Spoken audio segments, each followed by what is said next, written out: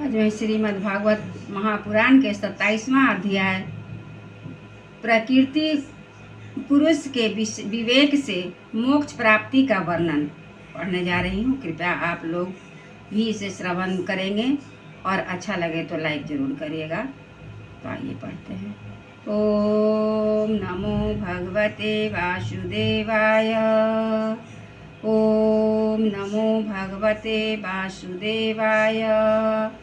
ओम नमो भगवते वासुदेवाय।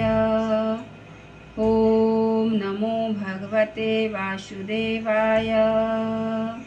ओम नमो भगवते वासुदेवाय।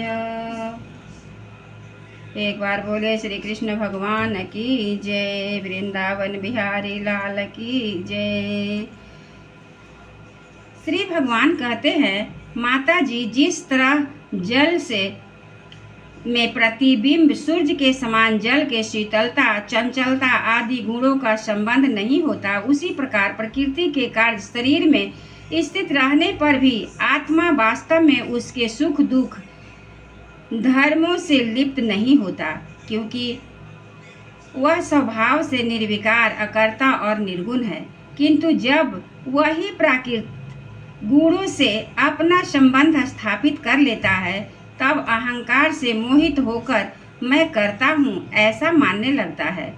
उस अभिमान के कारण वह देह के संसर्ग किए हुए पुण्य पाप रूप कर्मों के दोष से अपनी स्वाधीनता और शांति खो बैठता है तथा उत्तम, मध्यम और नीच जोनियों में उत्पन्न होने संसार चक्र में घूमता रहता है। जिस प्रकार स्वप्न में भय, शोक आदि का कोई कारण न होने पर भी स्वप्न के पदार्थों में आस्था हो जाने के कारण दुख उठाना पड़ता है, उसी प्रकार भय, शोक, अहम, मम और एवं जन्म मरणादि रूप संसार की कोई सत्ता न होने पर भी अविद्यावश विषयों का चिंतन करते रहने से जीव का संसार चक्र कभी निवृत्त नहीं होता। इसीलिए बुद्धिमान मनुष्य को उचित है कि सन्मार्ग विषय चिंतन में फंसे हुए चित्त को तीव्र भक्ति, योग और वैराग्य के द्वारा धीरे धीरे अपने वश में लावे।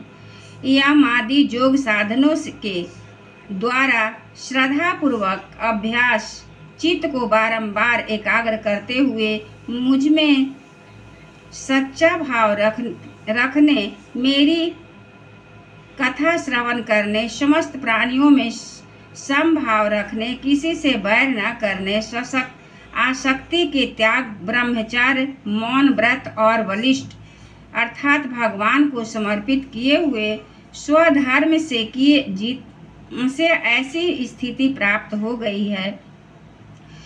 वह प्रलब्ध के अनुसार जो कुछ मिल जाता है उसी में संतुष्ट रहता है, परिमित भोजन करता है, सदा एकांत में रहता है, शांत स्वभाव है, सबका मित्र है, दयालु और धैर्यवान है, प्रकृति और पुरुष के वास्तव स्वरूप के अनुसार से प्राप्त हुए तत्व ज्ञान के कारण स्त्री पुत्रादि संबंधियों के सहित इस देह में मैं मेरेपन का मिथ्या अभिनिवेश नहीं करता, बुद्धि की जागृति अवस्था से भी अलग हो गया है तथा परमात्मा के सिवा और कोई वस्तु नहीं देखता।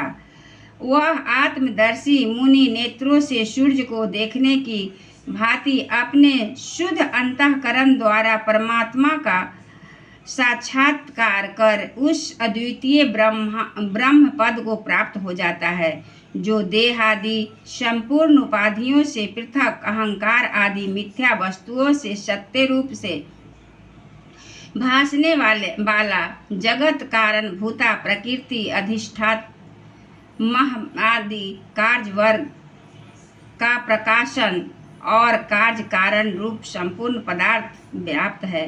जिस प्रकार जल में पड़ा हुआ सूर्य का प्रतिबिंब दीवार पर पड़े हुए अपने आभास के संबंध से देखा जाता है और जल में दिखने वाला प्रतिबिंब से आकाश स्थित सूर्य का ज्ञान होता है, उसी प्रकार वैकारिक आदि भेद के 3 प्रकार का अहंकार देह, इंद्रिय और मन में स्थित अपने प्रतिबिंब से लक्षित होता है और फिर सत परमात्मा प्रतिबिंब युक्त उस अहंकार के द्वारा सत्य ज्ञान स्वरूप परमात्मा का दर्शन होता है, जो सुषुप्ति के समय निद्रा के शब्द आदि भूत, सूक्ष्म इंद्रिय और मन बुद्धि आदि के अव्यक्तित्व में लीन हो जाने पर स्वयं जागता रहता है और अवस्था सर्वथा अहंकार शून्य है।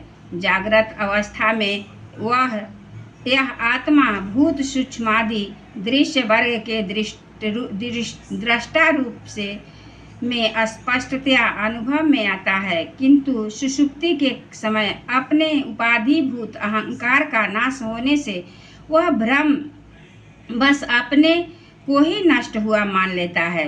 और जिस प्रकार धन का नाश हो जाने पर मनुष्य अपने को भी नष्ट हुआ मानकर अत्यंत व्याकुल हो जाता है, उसी प्रकार वह भी अत्यंत विवश होकर नष्टवत हो जाता है। माताजी, इन सब बातों का मनन करके विवेकी पुरुष अपने आत्मा का अनुभव कर लेता है, जो अहंकार के सहित संपूर्ण तत्वों का अधिष्ठान और प्रकाशन है।